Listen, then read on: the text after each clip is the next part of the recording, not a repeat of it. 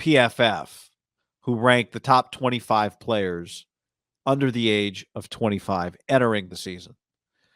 And number one on their list is Nick Bosa. I don't know what his middle name is.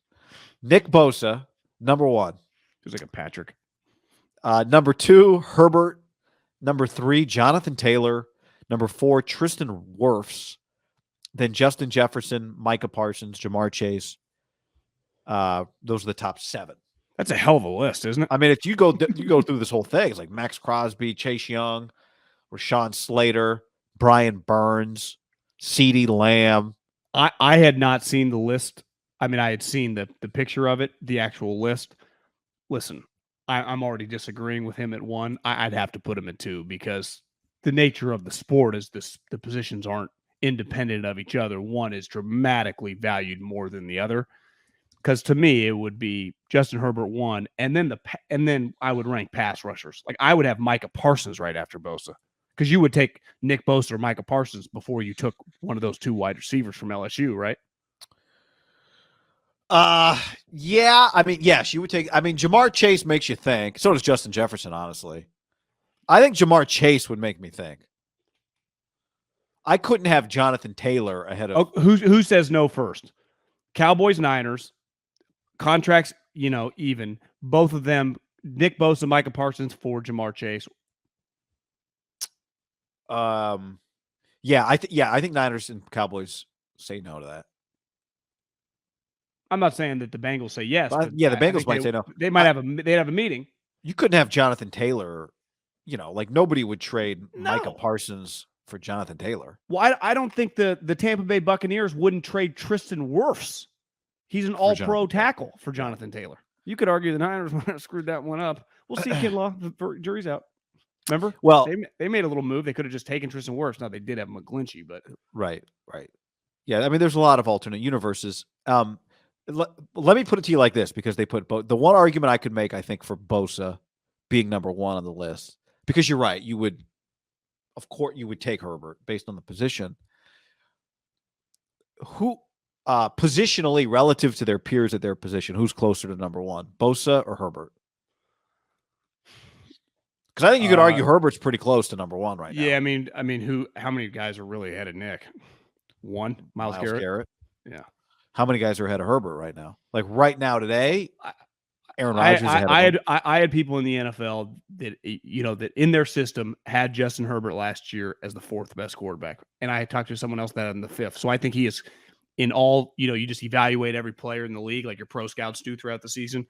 I would say if we had access to all 32 systems and all grades, I would say his average grade in the league would be around 4 to 5 based on last year, right? Just based on his second year in the league. And I would imagine Nick would be, closer to 1 than that. Yeah, I think Nick would be closer to 1 than Herbert, but Herbert would be pretty damn close to 1. Yeah. And you would take a top 5 quarterback any day over any other position, their number 1 player. I bet we could find it. I bet we could. What do you think about this? How many we pull 30 GMs, Josh Allen or Justin Herbert? What do you think the vote is? I bet Josh just has more evidence. He's so good in the playoffs. I bet Josh would be pretty high. Don't you?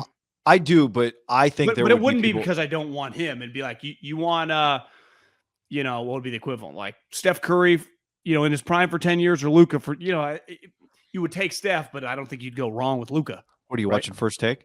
No, it's true. My point is, I do think there would be some people that would take Herbert. I don't know I'm not saying it'd be 10 of them, but. Well, right now, even with Trey Lance, would the 49ers do straight up Nick Bosa for Justin Herbert? I think you'd have to. You wouldn't even flinch. How about Nick and Trey and Trey for Joey and Justin?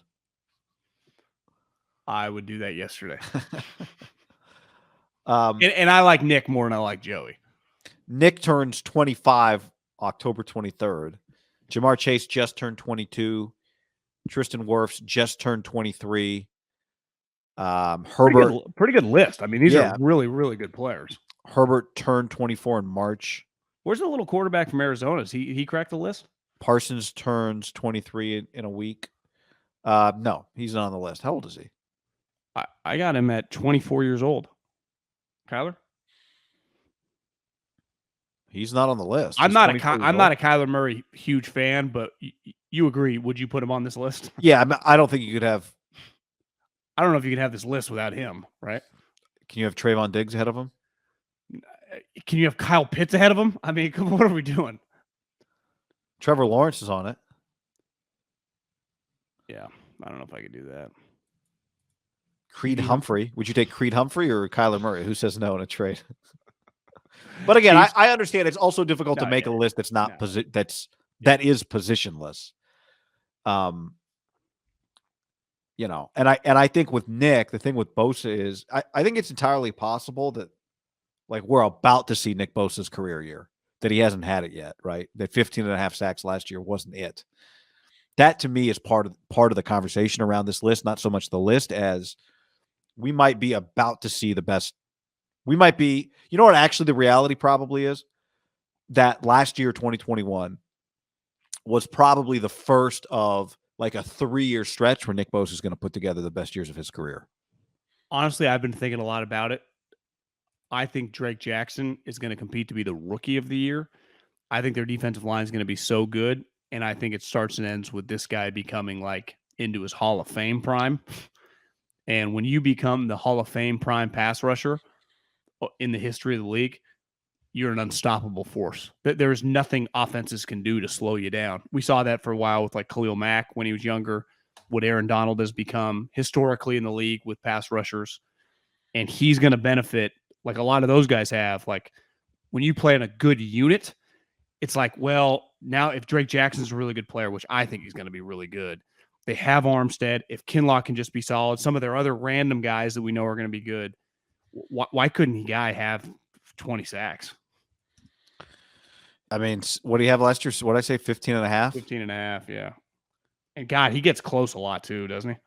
Well, I remember I did the numbers last year. A lot of his sacks come in the second half, right?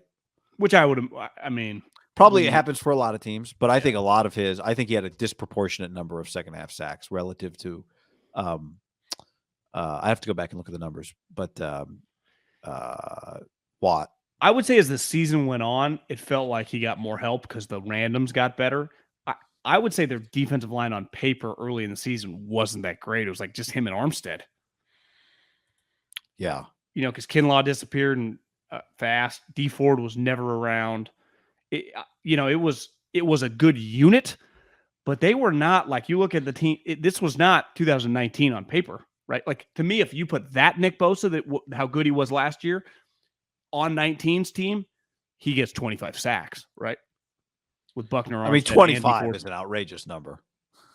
But again, we think he's the second best pass rusher in the league, and he was on like clearly man to man. Sometimes that still is 19 sacks, 25 sacks.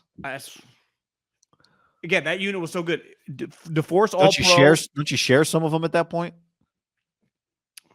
I'm going 25. No, 25 does seem 22. Yeah. Well, if you're at 15, you're just a 20. You're 10 more away. You're right. You're just 7 more. Yeah. A couple halves here and there, and a couple 2-sack games into the single-sack games. Right.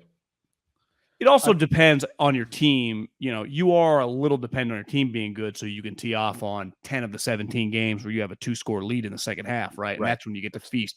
So you get 4 2-sack games and just pack up 8 in a group. Mm-hmm. You might get 2 in the last 2 minutes of the fourth quarter. Yeah. Right. I mean, Khalil in his peak had some of those, right? Where you have the 3-4 sack games.